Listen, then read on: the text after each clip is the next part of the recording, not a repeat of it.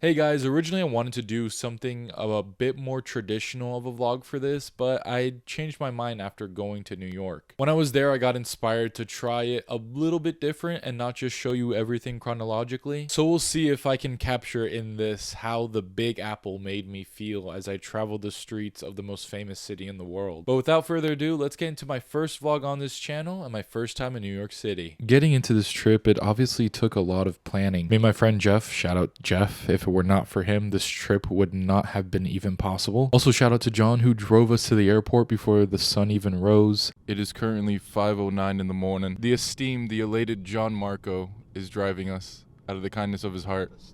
My middle name. Oh shit!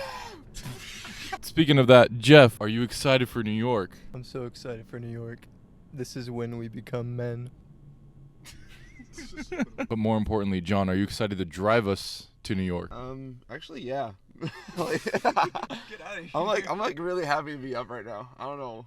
Like, Drop you off, drop the kids off at school. Then I'm gonna go work on myself. Go to the gym, maybe. He's not going to the gym.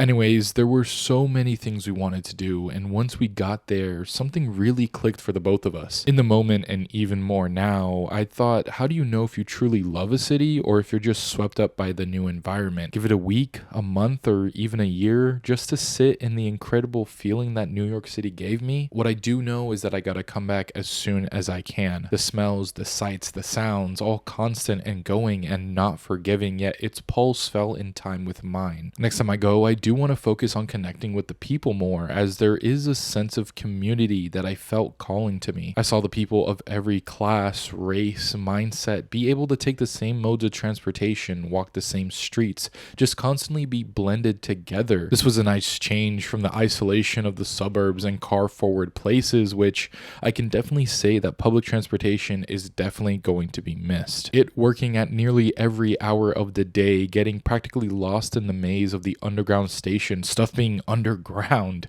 just crazy. But from the train to tram to bus to basically everything but the ferry, we did it, and I'm saddened by the fact that I have to drive everywhere again. I even started writing this on the subway while in New York. Another thing that's awesome was that every time you walked out of the subway station, you felt like you started a new mission in a game or something. As someone who comes from a place with atrocious public transportation, it's easy to romanticize the subway and even just walking. Just being able to go anywhere without driving, it's such a privilege. Which brings me to another disheartening fact of waking up from the dream that is New York, and that's how much I'm gonna miss the food. First thing we ate there was Los Tacos Numero Uno. I ended up getting a quesadilla, and my goodness, this place was so nice. It was the only spot we went to twice. And I mean, in general, this day was perfect food-wise, as we also got to eat at Hamburger America. This is and should be the bar that all burgers are measured by. Simple yet memorable and oh so craveable. Speaking of craveable, I want that pasta I had from Pasta de Pasta again. Shout out Andre. Neither of these places have major whistles and bells, but the flavor is just insane. Which also plays into the last two places I want to touch on here. We ended up finding the bar that was used in past lives, the Holiday Cocktail Lounge. This was a cozy little place. We visited on a Monday night, so it wasn't crazy by any means, but you can tell this spot was so down to earth and tight-knit, but accepting of others. A different level of buzz was felt from Katz's Deli, though. This was a burst of energy, with her pastrami sandwich being something I'd salivate over. Shout out to When Harry Met Sally for this. I didn't get to recreate that scene, though.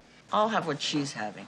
Either way, there were so many great smells from all of these wonderful places as you passed them on the streets. These places were so abundant and so good, I'm dying to try them once again. Which I mean, in general, there are so many things there that I want to get to do again, such as obviously go to a baseball game again. We went to Yankee Stadium, and it was such an iconic place, and I was so happy to visit it, especially since it was a match of the greatest rivalry in the history of sports. However, of course, the one game we went to, the Yankees decided not to show up. It's okay though, I'm a Mets fan fan anyway, and man, when I tell you I felt at home, it was magical. Oh, Citi Field. I've only been to 3 stadiums in my life so far, but this was by far my favorite. No bias though, of course. This was a very special moment, as over the past couple of years, I started to get into baseball. I ended up working on a New Balance commercial as a PA, in which MLB shortstop star Francisco Lindor was the star of. This followed by the World Baseball Classic and Team Puerto Rico doing very well. It got me into the sport, which of course led to the Mets becoming a major fuel source to get me into actually going to New York. Finally stepping off the 7 train and seeing the stadium, it felt like home, especially once I saw the field. So quickly I got swept up in the magic of it all, and to be there this season of all seasons with the Grimace era and the Rally Pimp and everything else,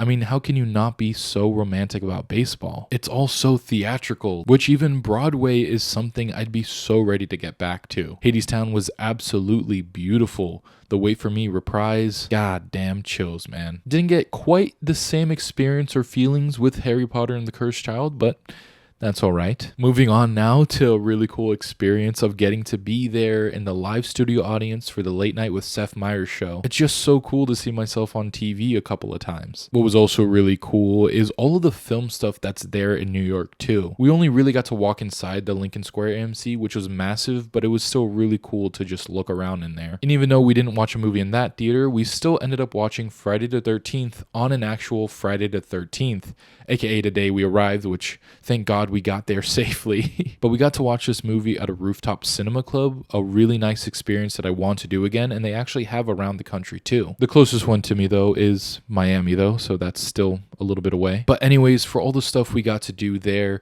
there's so many times I noticed how much I just enjoyed being there in the city. There's so many places to go to get lost in at any hour of the day. For as big as it is, you still see the communities there, and the energy is just so alive. Everything just doesn't feel so isolating. Sure, there are some not so great things, but that's anywhere. Something just felt so right about being there in New York. Not saying that I'll ever move there, but my eyes are actually open to the possibility, even for like a year or something. At the very least, I need to go again, because I did start daydreaming a routine. From grabbing a coquito latte from Buddy's Coffee, to grabbing a slice at Bleecker Street Pizza, to working at The Rock. New York was honestly so great. We did so much in so little time, and I know there's still so much more for us out there. I can't wait to go back there, but also explore other places too. This is hopefully the start of me getting to explore more and more around the country and world, and even share my adventures on here too. But yeah, in the meantime, love you, New York. See you soon, maybe?